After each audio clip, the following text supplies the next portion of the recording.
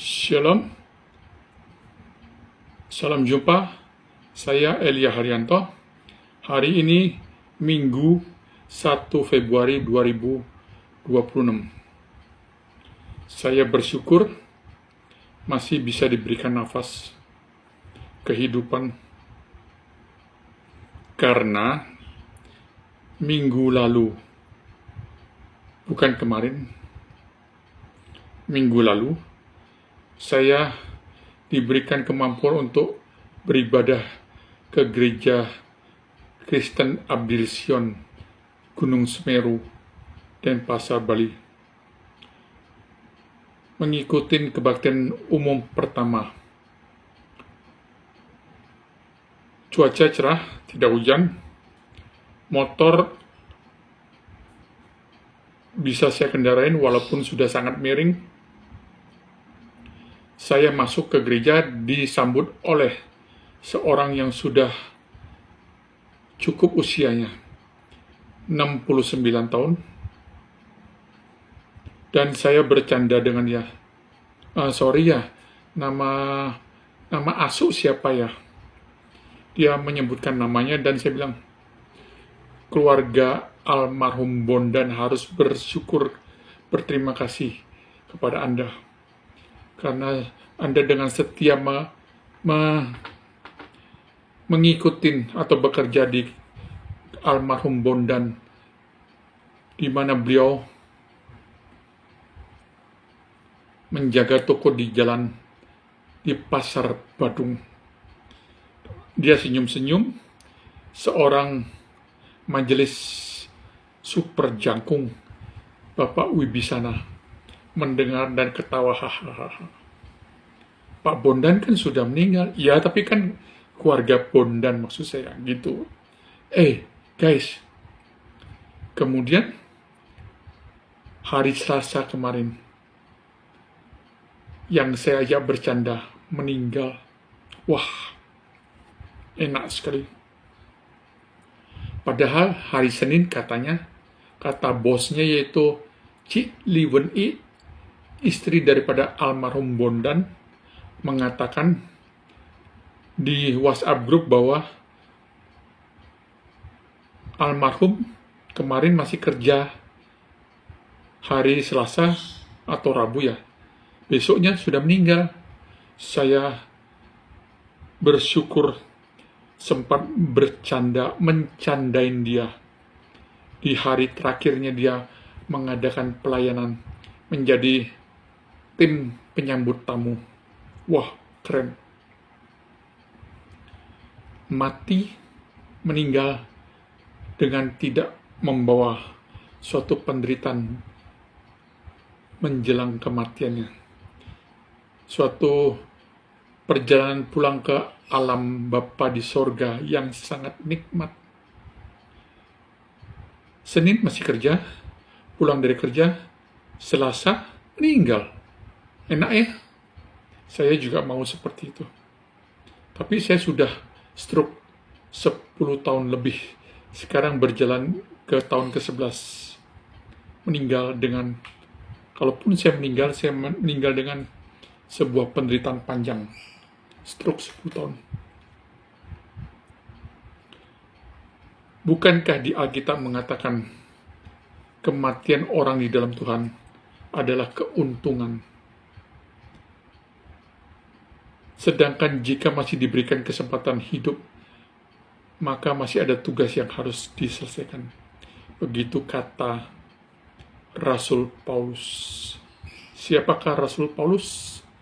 Sebelum dia menjadi rasul, dia adalah pembunuh umat Kristen awal. Dia seorang Farisi, ahli Torah dan Farisi, merasa bahwa Yesus adalah pembawa ajaran sesat, maka murid-murid Yesus di awal dibunuh sama dia. Setelah itu Tuhan memberikan tanda dia melihat cahaya jatuh dari kuda dan buta. Dan sejak itu dia mendengar panggilan bahwa dia dipanggil menjadi rasul Yesus Kristus yang adalah Juru Selamat orang-orang pilihan. Sebelum dia mendapatkan pencerahan, dia membunuh pengikut Kristus. Setelah dia mendapatkan pencerahan, dia menjadi pengikut Kristus yang begitu militan, dan surat-suratnya kepada jemaat menjadi kitab di Alkitab Perjanjian Lama lebih banyak daripada semua penulis yang ada, bukan? Di suatu ayat Rasul Paulus mengatakan, sejak dalam kandungan ibuku, aku telah ditetapkan menjadi Rasul Kristus, menjadi Rasul Tuhan Yesus Kristus. Pertanyaan saya, guys, dengarkan baik-baik, hai kalian umat Kristen. Kalau dia menyatakan bahwa sejak dalam kandungan Tuhan telah memilihnya menjadi rasul,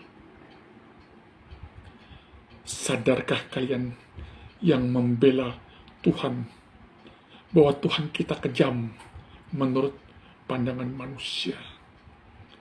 Mengapa kejam? Kejam dong. Saulus membunuh pengikut Kristus pertama-tama, dan akhirnya setelah Saulus menjadi Paulus, dia menuliskan, sejak dalam kandungan ibuku, aku telah ditetapkan menjadi Rasul Yesus Kristus. Dapatkah Anda mengerti logika ini? Selamat menjalani hidup di tanggal 1 Februari 2020 di hari Minggu. Anda yang mau berdiskusi kepada saya tentang Allah menetapkan segala sesuatu. Menetapkan segala sesuatu. Berarti yang baik Tuhan tetapkan, yang jahat juga Tuhan tetapkan. Bukankah itu kata segala sesuatu? Kalau Anda mengatakan, oh, Allah tidak merancangkan kecelakaan, tapi dia merancangkan damai sejahtera, ayat itu pun benar. Tetapi ada ayat yang menuliskan Tuhan menetapkan segala sesuatu. Berarti salah dong segala sesuatu itu. Apa arti kata segala sesuatu?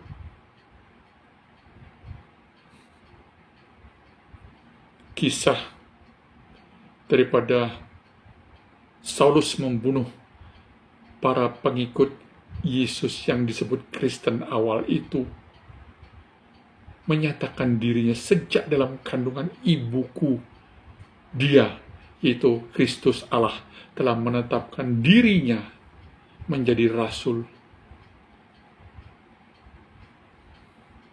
Mengapa Allah menetapkan seorang itu membunuh pengikutnya dan akhirnya menjadikan rasul?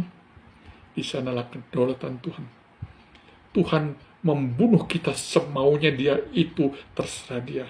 Mengapa kita menganggap dia kejam? Ada satu YouTube yang mengatakan tentang penilaian kejam. Kenapa kejam? Di Perjanjian Lama, Yahweh menyuruh Bani Israel, tentara Israel, bunuh semua, laki-laki, perempuan, tua, muda, jangan disisakan. Kejam dah.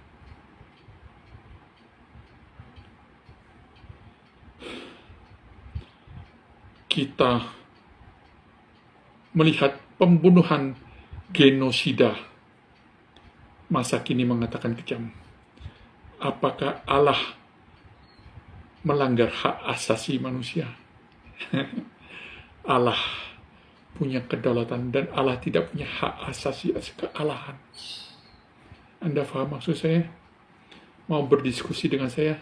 Silakan hubungin Elia Haryanto di nomor WA 081 55 800 1209. Saya sudah stroke sejak tanggal 18 Oktober 2015. Anda yang bersimpati kepada saya dan mau menjadi seorang donatur rutin, silakan kirim ke BCA ELIA HARIJANTO Elia Haryanto 040 1439 632.